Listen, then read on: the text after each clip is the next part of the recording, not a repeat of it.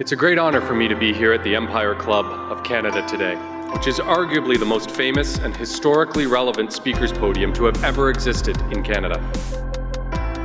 It has offered its podium to such international luminaries as Winston Churchill, Ronald Reagan, Audrey Hepburn, the Dalai Lama, Indira Gandhi, and closer to home, from Pierre Trudeau to Justin Trudeau. Literally generations of our great nation's leaders, alongside with those of the world's top international diplomats, heads of state, and business and thought leaders.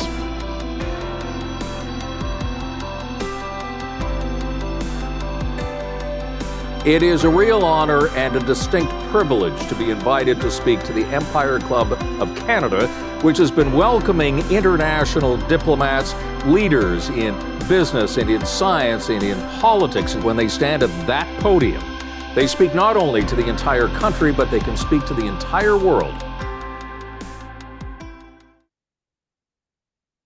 Good afternoon, and thank you for joining us for the 120th season of the Empire Club of Canada. My name is Sal Rivani, and it's an honor to stand before our esteemed community as chair of the Board of Directors of the Empire Club of Canada. To formally begin this afternoon, I want to acknowledge that we're gathering today on the traditional and treaty lands of the Mississaugas of the Credit and the homelands of the Anishinaabe, Haudenosaunee, and the Wendat peoples. We encourage everyone to learn more about the traditional territory in which you work and live. At the Empire Club of Canada, we always try to go beyond just offering events, information, and networking. Our goal is to offer you perspective on topics that matter to you. This is why I'm very excited about today's event. We will talk about one of the most important transformational trends for our world. When the Empire Club of Canada was founded 120 years ago, the proportion of Canadians aged 65 years and older was 4.8%. Today, the percentage of Canadians 65 years and more is up 4 times to 19%. And it is expected to continue to increase rapidly as all baby boomers reach retirement age in the next few years. The United Nations predicts that by 2050, 25% of people in high-income countries will be over 65 years old, which is more than 3 times than 1950. We are in the midst of a profound demographic transformation. We are getting older. Canada is getting older. And the entire world is getting older. These important demographic changes will also change the fabric of our business landscape. The federal government estimated in 2023 in the budget that 75% of small business owners are planning to retire in the next decade. This is huge. We have close to 1.2 million small businesses in Canada, so this means that around 900,000 of them are going to change ownership in the next 10 years. We are looking at an incredible transfer of wealth, knowledge, and also something that needs to be well prepared both on the buyers and on the seller's side. I'm sharing these stats with you to give you an idea of the magnitude and impact of an aging population and how this will be one of the most profound demographic shifts in our history. Living longer is our collective achievement as humanity, but it is also our common challenge. An aging economy will impact everything: government spending, healthcare spending, innovation, the availability of labor force, economic and business growth, housing, product and service offerings, everything. It is our duty and obligation to get the perspective we need to solve these challenges, but most importantly, to also seize the opportunities that this profound demographic shift will bring for our country, our businesses, and our future. I'd like to thank our guest, Bradley Schurman, who will talk to us about how demographic changes will disrupt our futures and also how it can create opportunities for all of us. I'm also particularly happy to be joined today by my dear friend, Kelly Jackson, immediate past president, Board of Directors of the Empire Club of Canada, who will moderate today's conversation. We accept questions from the audience for our speakers through that Q&A under the video player. If you require technical assistance, please start a conversation with our team using that chat button on the right-hand side of your screen. The Empire Club of Canada is a not-for-profit organization, and we'd like to recognize our sponsors who generously support the club and make these events possible and complimentary for our online viewers to attend. Thank you to our lead event sponsor, Humber College. Thank you also to our season sponsors, AWS, Amazon Web Services, Bruce Power, Hydro One. I now invite Kelly Jackson, Bradley Schurman to begin our discussion. Demographic disruption, how an aging society will change everything.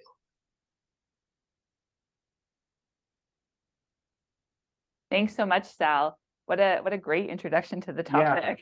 I think should we stop there? Yeah.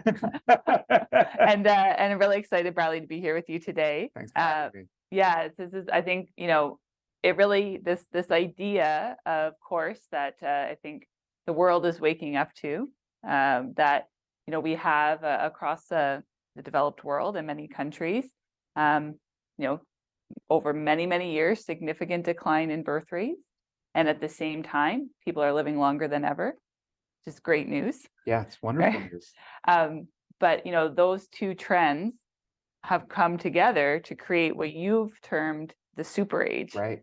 So can you talk first for our viewers here a little bit about what's this idea of the super age, Sure. and giving them some context for the conversation today? Sure. And we can just pull up a slide, the first slide here. We can take a look at what the future looks for Canada. Looking back just a few years from now, we can see a trend line, if we click on the slide, that illustrates eventually a growth in the percentage of people over the age of 65 across Canada. Just a few years ago, it was 12%, if you can believe that. It pushed up to 18% last year. It's going to push up to 19 and 20% in the near future. 20% is that point of super age. That's where 1 out of 5 people is over the age of 65. And here's why it's important for Canadians to understand.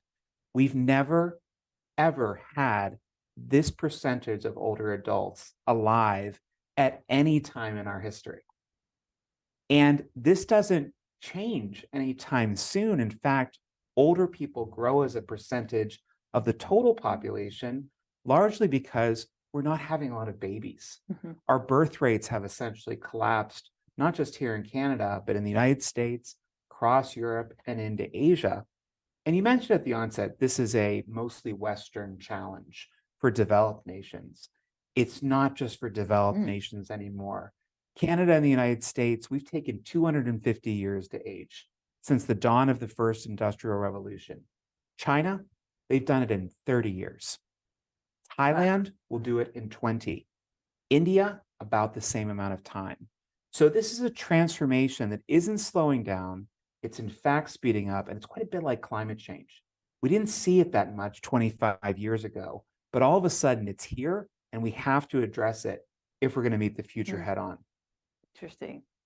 I think you brought one other slide Yes. as well that maybe we can just take a look at, just again, as we're really sort of setting that context and Yeah. showing this gap. that Sure. you're talking- So there's a gap really that exists in the workplace here in Canada right now. And this gap is really one around labor. We treat workers, working age population as is defined by the government, as people roughly 16 to 64.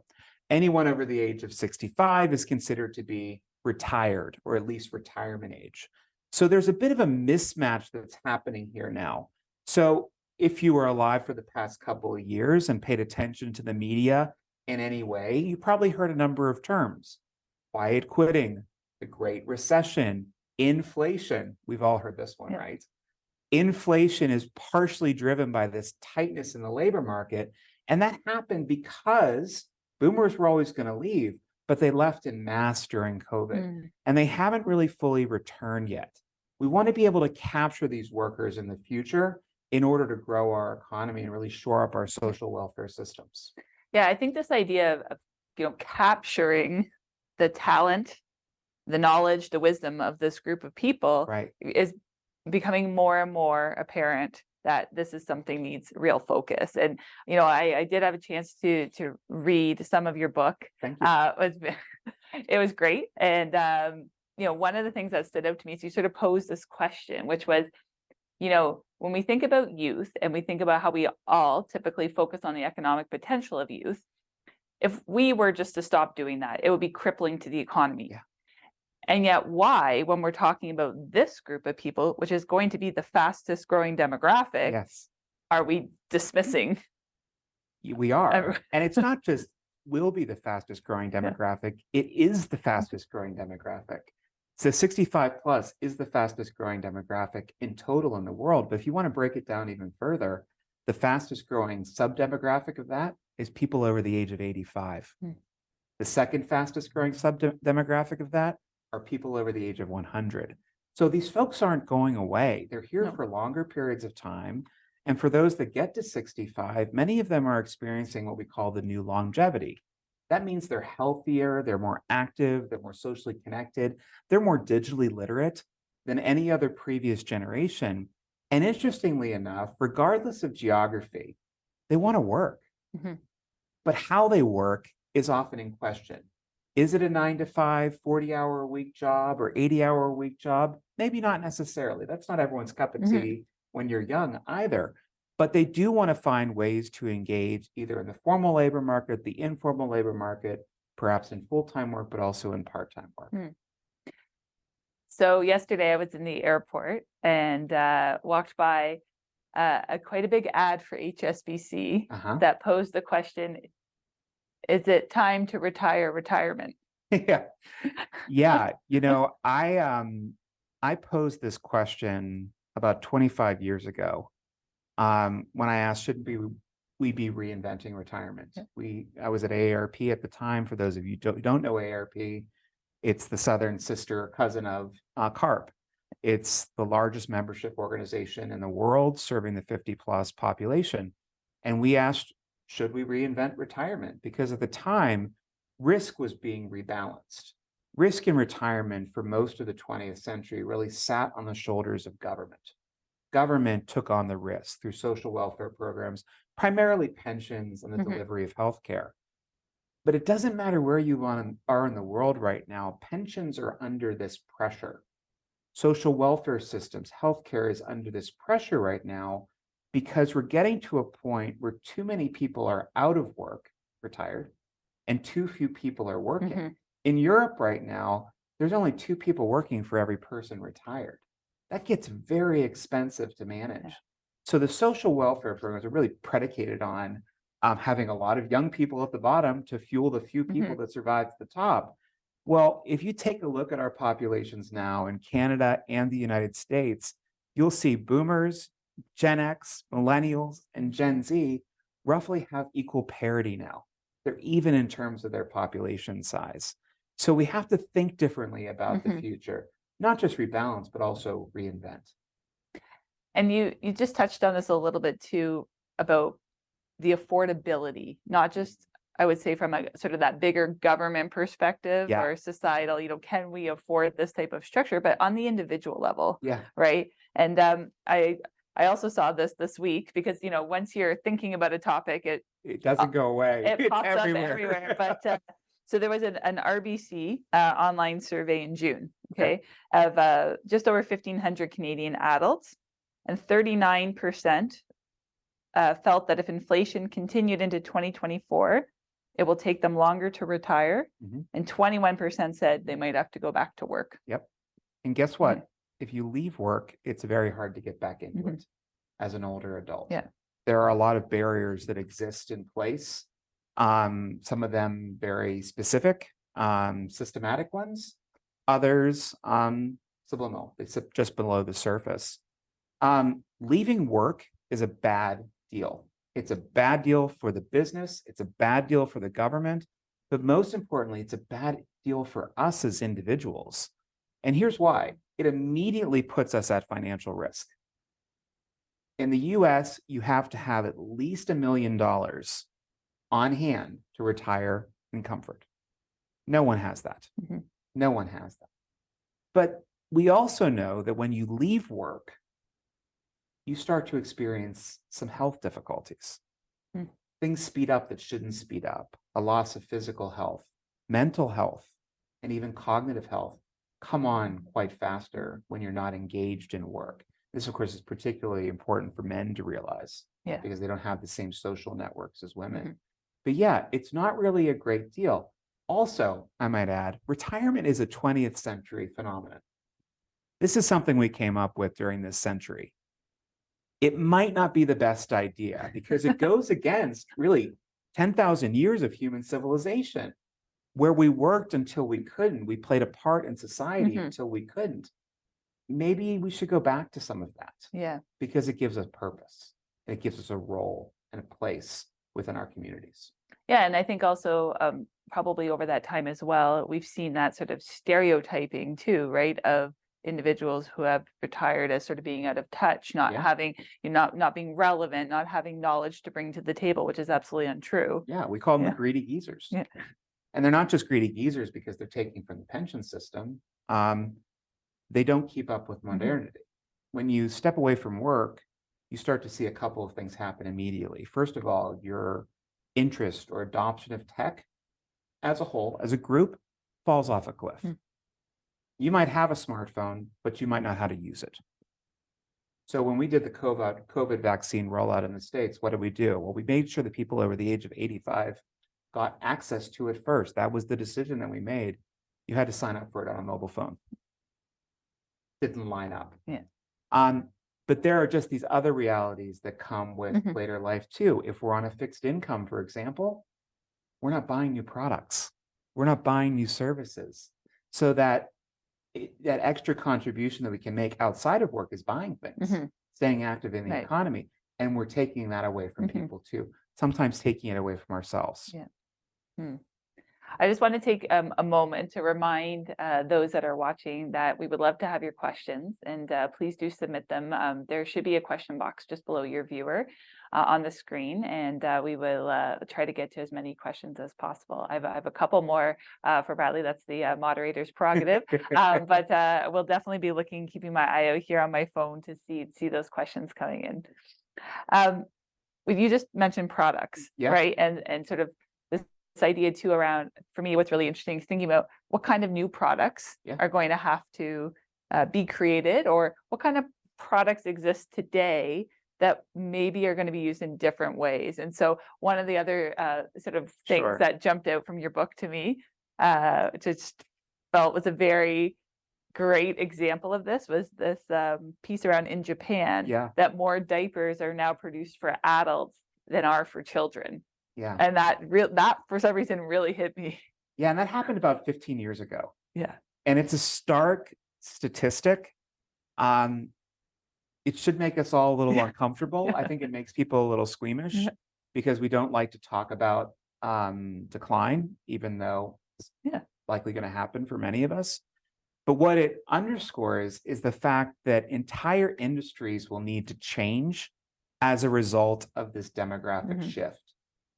They will not only need to switch the type of products they are producing, but they'll also have to shift the types of markets that they're serving.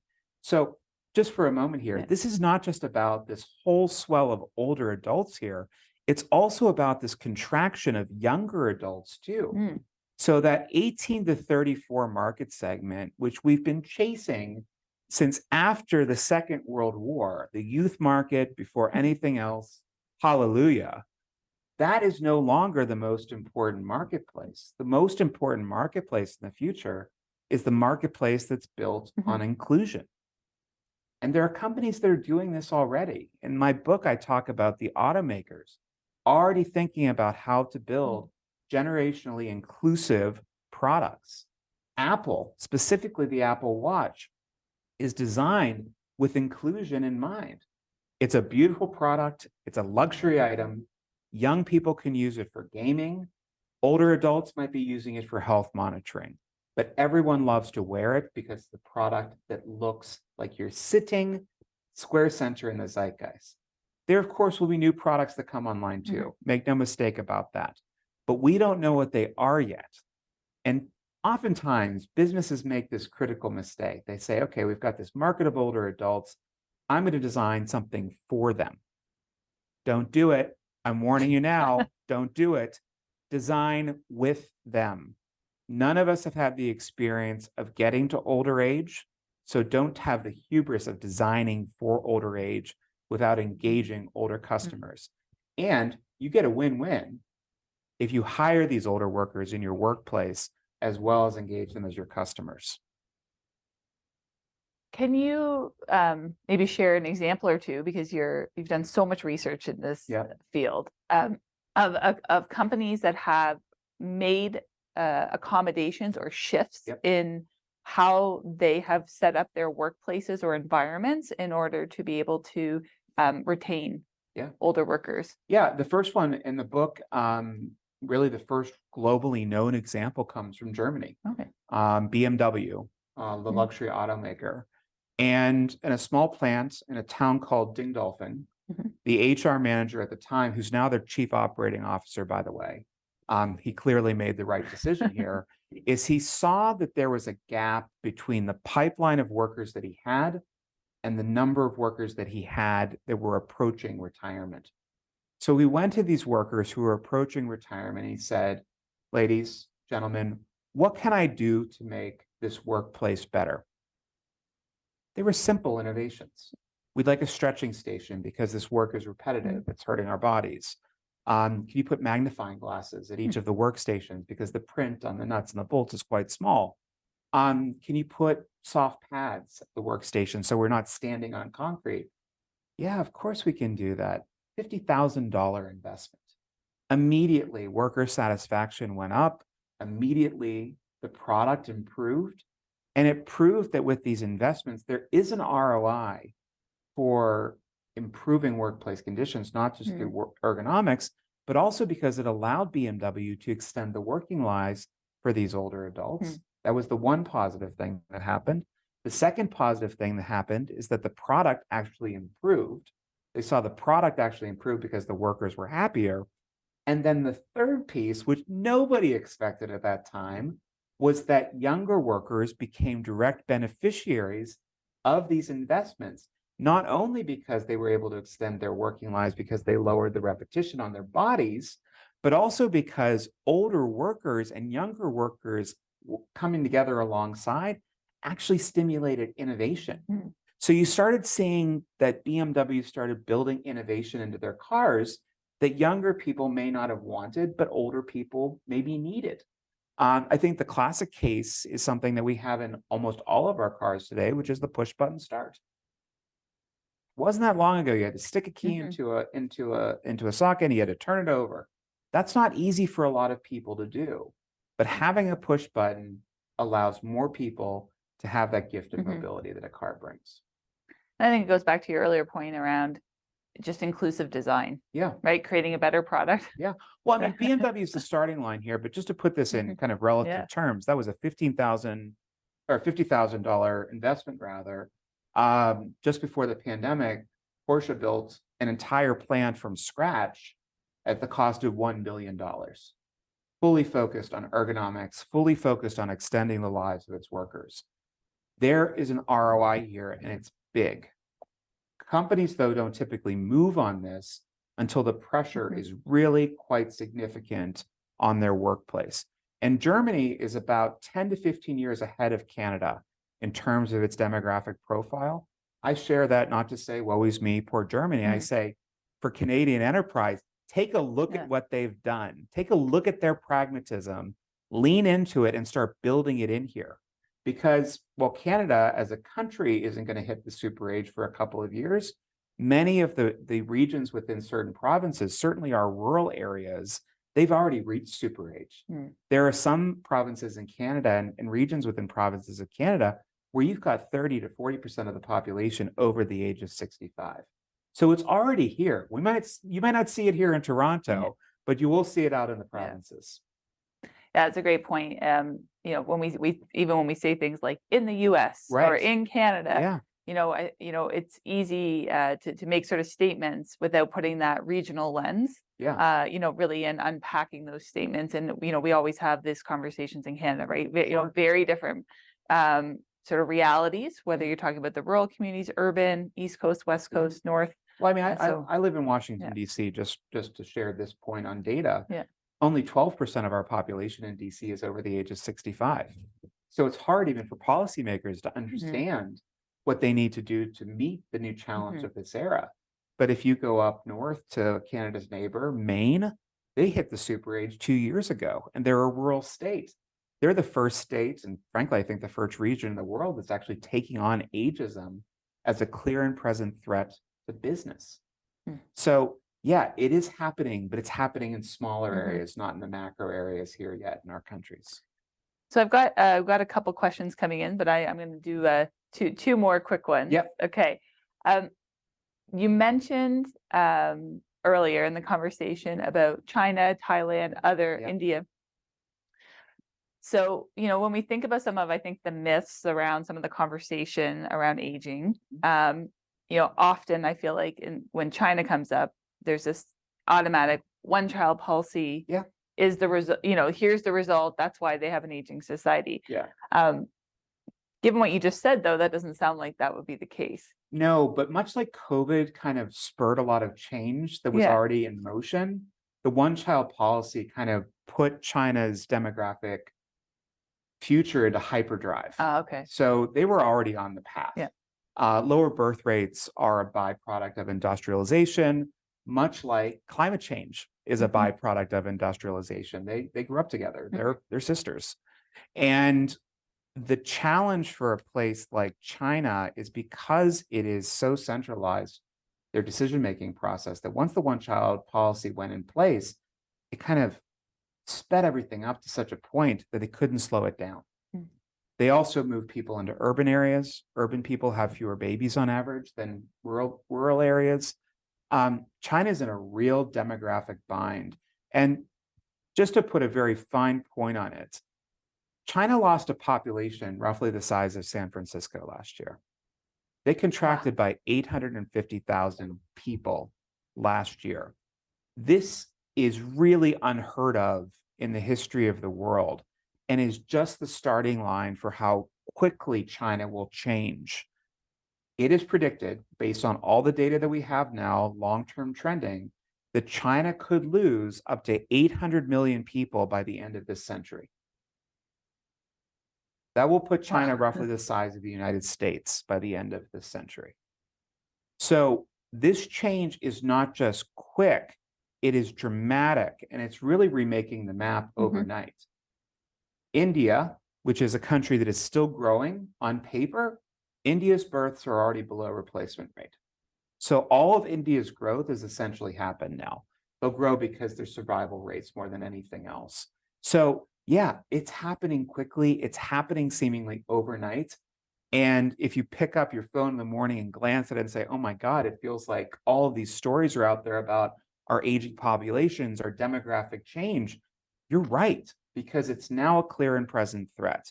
And there are only a few levers that we can really pull to slow the change, or at least make the change less painful in the worst case scenario. In the best case scenario, actually grow our economy, actually make society more equitable. And the easiest one is to engage older adults.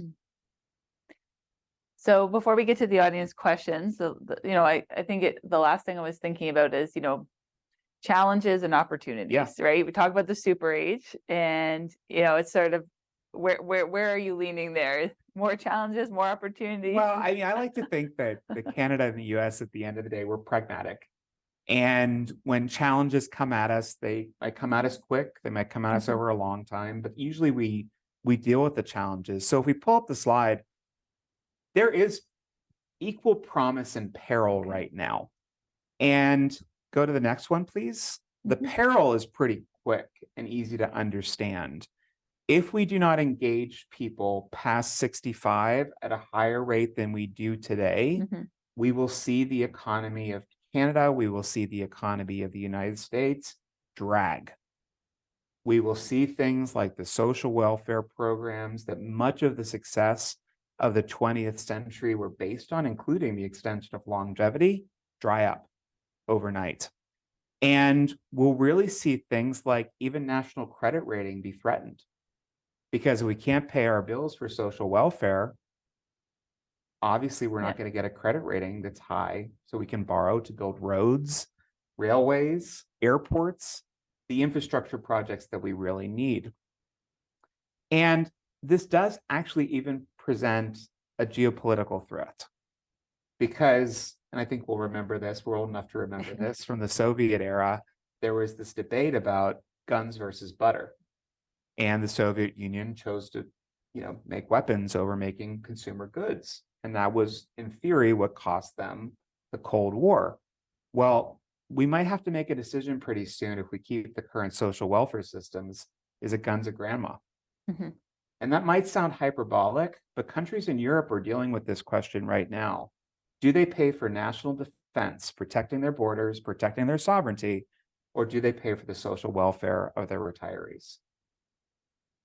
It's not that the pot's limited, but it is getting constrained right now.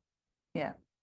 But there's And equal opportunity. I mean, Yeah. there is equal opportunity. If we can go to the next slide, it's pretty simple to see how we can move away from the cycle that we're currently in into one that's really prosperous and actually builds more prosperity for Canada and the US. The first thing is to get older workers in, not only retain people for longer periods of time, but break down those belief structures that we have as hiring managers and look for talent. Never ever say somebody is overexperienced or overqualified for a job. We need workers now more than ever. If people stay employed, we know that their health improves. That means fewer hospital visits, fewer periods of illness.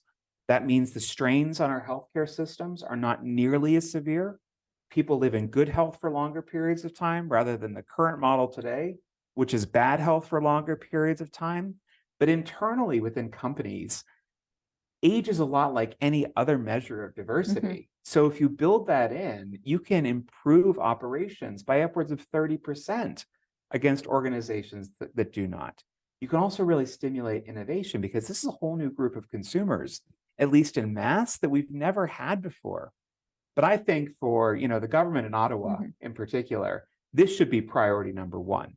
Because if we get this off the ground, if we're able to include older workers more often, we build the tax base here substantially. And then we protect social welfare, which benefits all Canadians at the end of the day.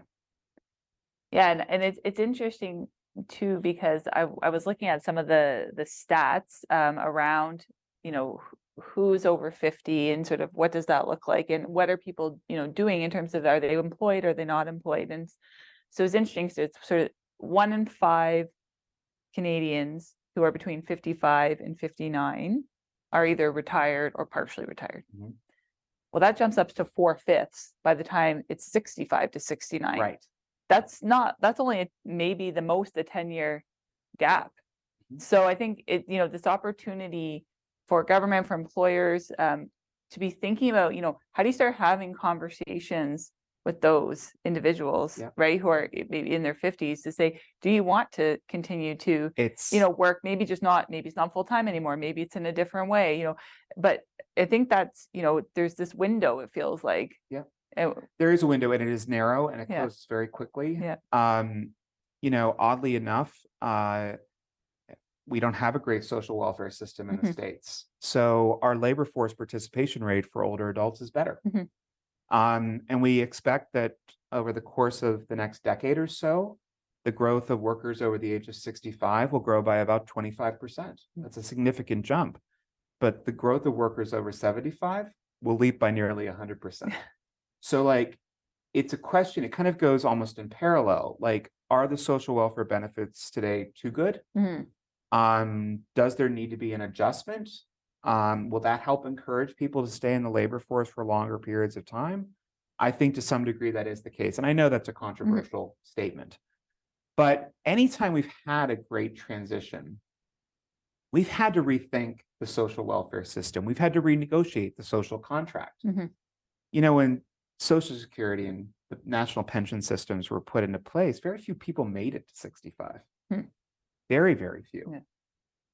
In the States, there were 76 million boomers born. There's 69 billion boomers over the age of 65 now. We weren't prepared for this. Our systems weren't prepared for us. So we have to make adjustments now to account for our new demographic reality. And that requires us all giving up a little bit to get a lot. Yeah, and it's interesting, I worked at the Ontario Ministry of Education. This was more than a decade ago, right? And even then, we were having these conversations about pension plans, right? Sure. And as you talked about earlier, fundamentally, nobody designs a pension plan to have more people receiving benefits than people working. Like that's just not how you would ever design one. So what do you do now that we have great plans for many people? You want to make sure those benefits continue, but the reality is if you were designing something for today, now looking at the demographics, right, it would be a very different approach. And so trying to figure out, I think, that balance of, opportunities going forward, and then protecting and being, respectful, obviously, of the things that are in place as well, right, that people are counting on.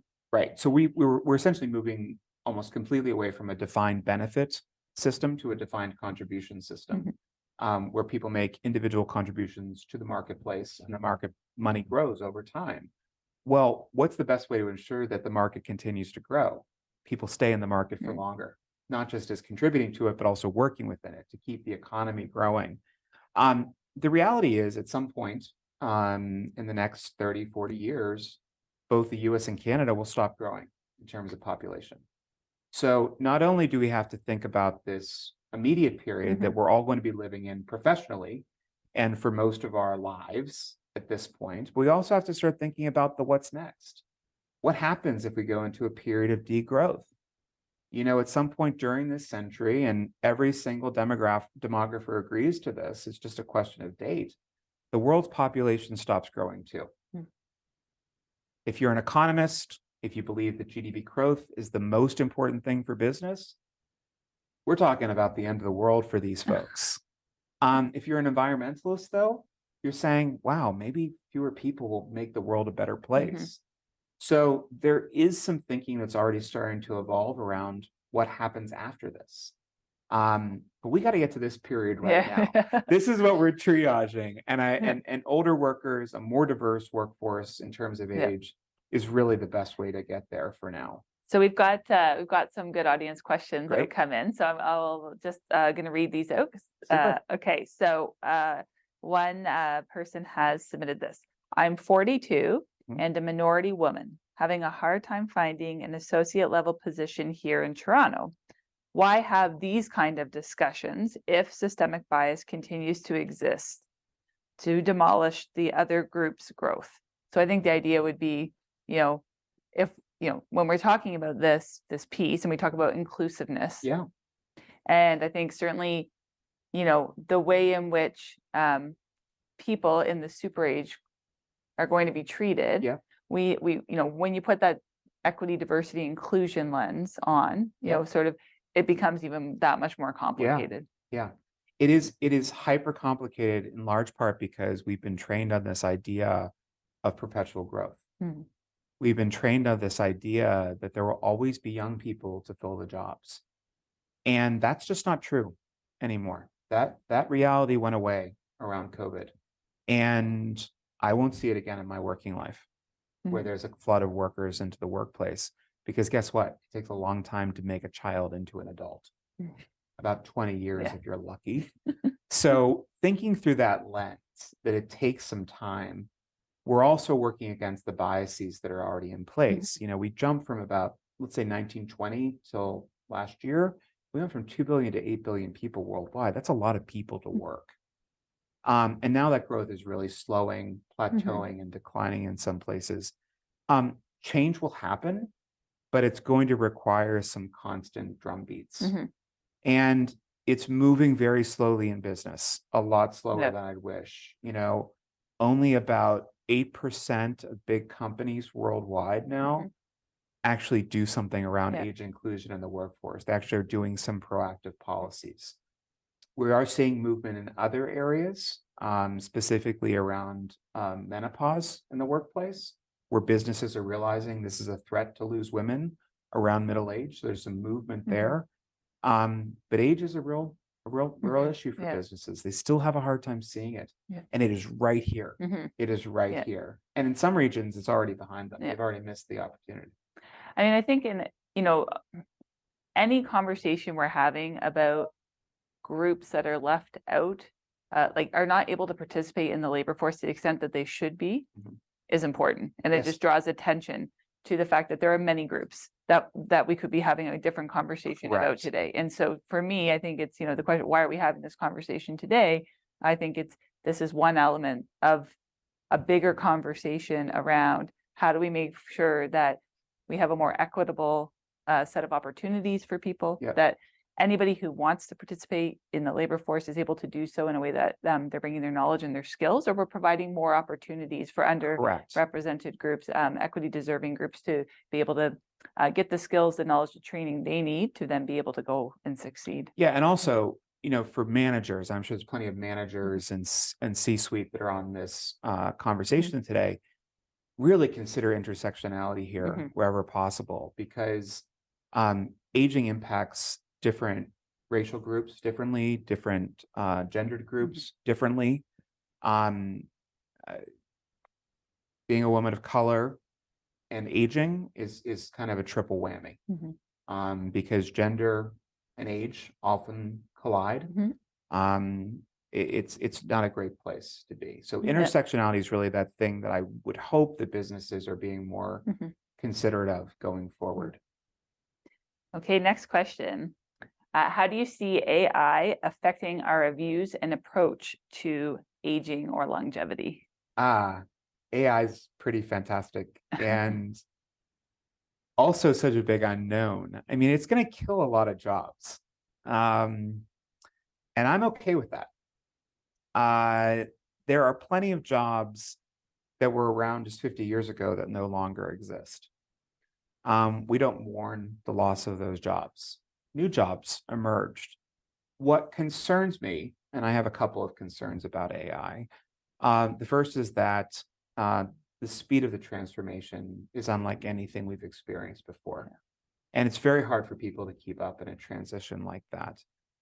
The second part is that AI is mostly built by humans. Well, it's all built by humans. I hope so. Mostly young humans, young men in particular. And because human beings are inherently flawed, so is AI. And we've already started to see that AI can be racist, it can be sexist, and it can be ageist too. So that's problematic, especially if we're using AI as human resource professionals. Yeah. This is a really important point, because if that bias is built in, that means that when the sorting hat comes out, that AI sorting hat comes out, it's going to throw away a lot of good candidates. And we're over reliant on AI right now, and certainly all technology platforms, in finding candidates for our workplaces. So these are the real problems here. But I'll tell you this. Older adults typically, and this is a generalization here, but generally have some additional layers of curiosity. They've got these really strong human skills because they were born into an analog world for the most part. I'm Gen X. I grew up right on the line. So I have both that analog and digital. But there's inherent traits, I think, of curiosity and exploration that exist for people that lived in that analog world that can be immediately applied to the AI and the digital world. That human part of us really shines during a period of AI transformation. Okay, next one. What are some good examples of a flexible work that better retains an aging workforce? Yeah, I mean, it really depends on the workplace. If you are in a white collar job, it is much different than a blue collar job. It really depends on the industry. I mean, I hate to just put it that way, but if you're in a white collar job that is typically 40 hours a week, 9 to 5, what works? Generally, flexibility broadly is the thing that everybody wants. Doesn't matter what their age is. And flexibility could be around caregiving leave. It could be around work from home, 1 day a week. It could be some type of flex schedule. Job sharing. Job sharing is certainly one of those things that's becoming more and more common in white collar work. Blue collar work, direct service work, whether that be in a restaurant or in retail, perhaps in a hotel or hospitality environment, certainly in a factory, that becomes a little bit more difficult to manage. But there are businesses that are trying. In fact, there's a pretty neat business case, of all places, Chick-fil-A in South Florida. And Chick-fil-A has created a flexible working environment within a business that is dominated by shift work. It is shift work. And what they do is essentially they have pods of people that work together, and they work in these pod clusters, kind of like nurses, for a little bit longer each day. but it gives them the flexibility to not have to work 2 weekends out of the month. Yeah. So this is pod work, flexible in a direct service environment. That's pretty revolutionary. Chick-fil-A isn't doing this. That particular operator isn't doing this because he wants to. It's because he needs to. He wants to find the best talent to fill those positions to improve the profitability of his restaurant, and he's done it. He has, if a position opens up, it is filled immediately, and the retention rates are through the roof. Because even direct service workers, people who are on those front lines, they want flexibility too. Everybody wants a little piece of this pie. Okay. Last question that I'll ask before we have a chance to just maybe do some closing observations and thoughts. And this is a Canadian specific question. So, you'll have to see if you feel you can comment on it. Okay. Would you agree that the federal government needs to change the age at which we must convert RRSPs to RRIFs, and also the maximum age to start collecting CPP, so the Canada Pension Plan? Yeah, I obviously don't know all the acronyms there, but given I've been here before and understand the system a bit, yes, the answer is yes. But these changes have to be considered not as a one size fits all. We got ourselves into this problem because we created a one size fits all pension system, where when you hit a certain age, regardless of your physical, mental, financial well-being, you were retired, or you were pushed into retirement, or you chose to retire. If we simply retire the age of retirement, increase it, well, that's like taking a sledgehammer to open up a walnut. Like, it's not the right approach. And we do need maybe a more nuanced approach out of Ottawa and Washington, in my case, where we look at the health and the welfare of the individual, not just their financial health, but also their physical and mental health. Because what we know about people is the longer we live, the less alike we are than each other in terms of what our financial realities have been, our health situations. And there are plenty of people, I'm 46, there's plenty of people who I know at 46 who are in terrible health. Friends I went to high school with. There are other people that I know who are 82 and did their first marathon last year. So there are different realities for different people. I would hope that our governments, if they can get through this rather bumpy and weird period they're in, will take this opportunity to address the challenges of the pension system, realize that it's not sustainable in its current model, and offer up some unique thinking about how we can meet the future. Because if we don't, it starts to fall apart pretty quickly. Our pension system stops paying out in full by the end of this decade. So this is not it's coming problem. Hypothetical. This is it's here. We know the date almost to the day. Wow. So it's coming. This is not something that's hypothetical anymore. Yeah. I mean, I think all through this conversation, right, it is this sort of trying to ground, all of these trends and all of these things that are happening in a very volatile world, it feels like right now, to say, this is upon us. We're living this. This isn't, again, we're talking about in 50 years, it might look like X. And so, I think, I'm, just so pleased that we were able to have this conversation today. Empire Club of Canada has always been about having the conversations that matter to Canadians. And it feels like there couldn't be a more important conversation for us to be having about how this is really going to impact, everything. Yeah.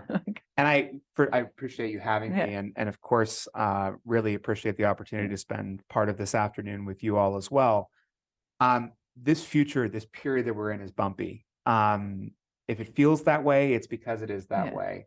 Demographics, not just the aging of our population, the lowering birth rates, but also the migration, both internal and external, into our countries, is really quite dramatic. When you overlay things like geopolitical competition, when you overlay climate change, it can be really scary. But there's a great opportunity to make change right now and really build a more prosperous Canada. I hope the same for my country too, because we don't get opportunities like this very often to rewrite the book. No, I'm glad you're sort of ending there, because I was thinking about this too, that it's easy as you start to get into it to then almost end up with the very glib, well, I guess it's about freedom 65 now, Yeah. right? Not freedom 55 Right. anymore. But then the reality when we talk about opportunities and we talk about, yes, we are living in this very complex time, Yes. but we have the ability to make changes. And, during the COVID pandemic, there was a lot of talk about building back better, right?